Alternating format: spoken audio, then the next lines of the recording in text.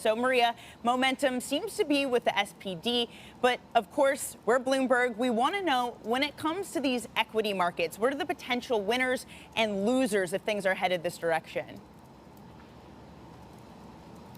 Yeah, well, Danny, without getting too much into the specific names, what is interesting in this election is that, of course, there is a theme that's shaping up as we head into the vote on Sunday. We know that the SPD is leading. You mentioned the traffic light coalitions, and you also mentioned the Greens. When you look at their manifestos, the SPD and the Greens are very clear that this country will need major additional funding to modernize the German economy, and the focus specifically on green and digital. They say that spending could come in to the tune of 50 billion euros. So, of course, there's obvious winners that could emerge from this is renewable energy, anything that means turning this economy leaner and more efficient on the emissions and greener side. There's, of course, the tech and telecoms. We know, especially the Liberal Democrats, they say that that's where Germany should focus on cutting red tape and investing in the technology of the future. The flip side, however, and perhaps this is where some of the downside risk could lay ahead, is that prospect of a red-red-green coalition.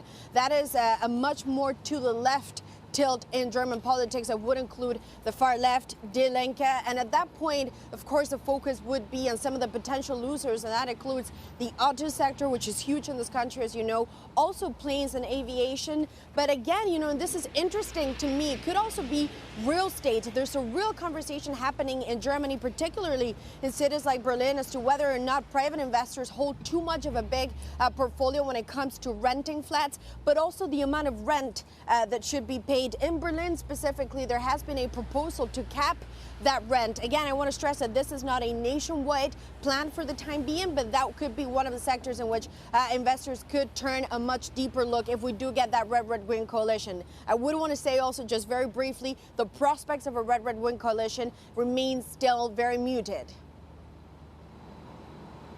Good morning, Maria. That's the discussion on the winners and losers on the stocks front. But what's expected to be the fixed income impact from the election?